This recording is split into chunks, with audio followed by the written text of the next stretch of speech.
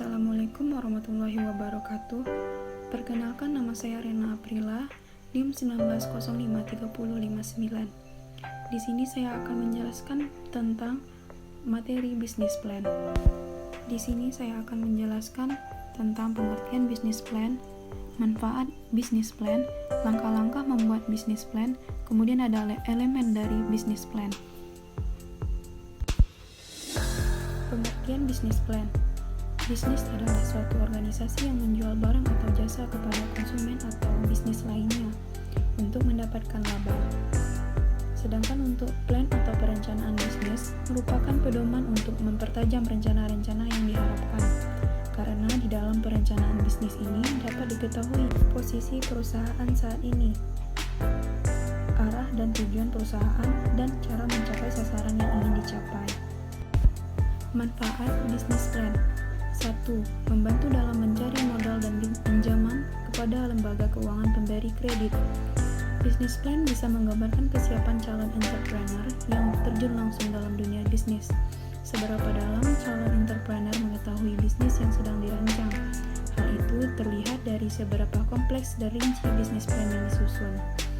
Yang kedua, membantu dalam memutuskan apakah akan melanjutkan usaha atau berhenti.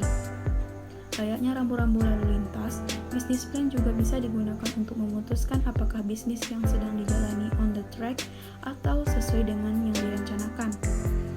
Yang ketiga, membantu dalam mengembangkan ide bisnis.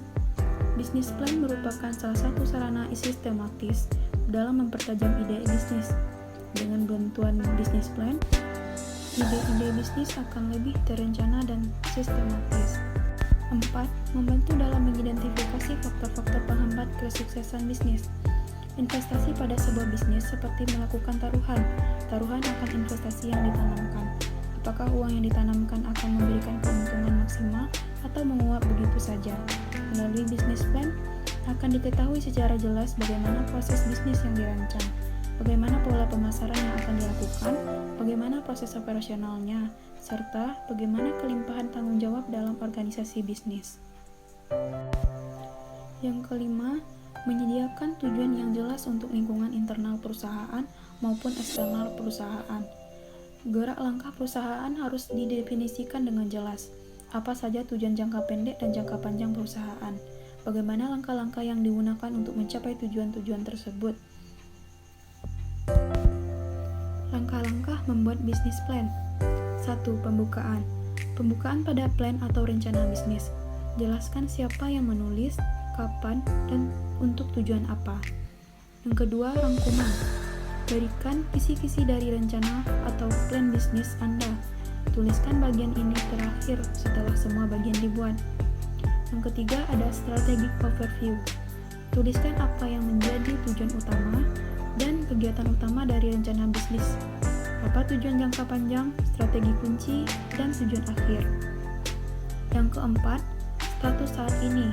Rangkuman apa yang sudah dicapai, performa keuangan, penjualan, dan teknis sampai saat ini. Perkenalkan siapa saja yang terlibat dalam bisnis ini. Yang kelima, penawaran produk atau jasa. Jelaskan secara singkat apa yang membuat produk Anda beda dengan yang lain, apa yang membuatnya spesial. Yang keenam, target pasar. Tunjukkan siapa saja target pasar yang akan disasar. Berikan profil pelanggan, segmen, tren, dan juga kompetisi di bisnis ini. Yang ketujuh, strategi marketing dan penjualan. Bagaimana Anda akan menjual produk ini? Bagaimana akan bersaing dengan pesaing di bidang yang sama? Berapa biaya marketingnya? Dan sebagainya. Yang kedelapan, ada teknologi. Berikan segala hal yang berkaitan dengan teknologi dan penelitian yang diusahakan. Yang kemudian ada yang kesembilan, operasional. Bagaimana operasional akan dihandle, bagaimana menjalankannya, berapa biaya dan sumber daya yang dibutuhkan. 10. Proyeksi keuangan. Berikan tabel sederhana tentang proyeksi keuangannya. Yang 11. Kebutuhan pendanaan. Berapa tambahan pendanaan yang akan dibutuhkan. 12. Implementasi. Berikan timeline, pengerjaan, dan aksi yang dibutuhkan agar rencana berjalan dengan lancar. 13. Kesimpulan. Berikan alasan mengapa bisnis ini akan sukses dan mengapa perlu didukung. Elemen dari bisnis plan. 1. Ringkasan eksekutif merupakan pintu masuk ke rencana bisnis kita. Ringkasan sebaiknya hanya outline dan lebih menekankan pada butir-butir utama saja. Yang kedua ada tujuan. Tetapkan tujuan kita, misal pangsa pasar, penjualan, dan keuntungan.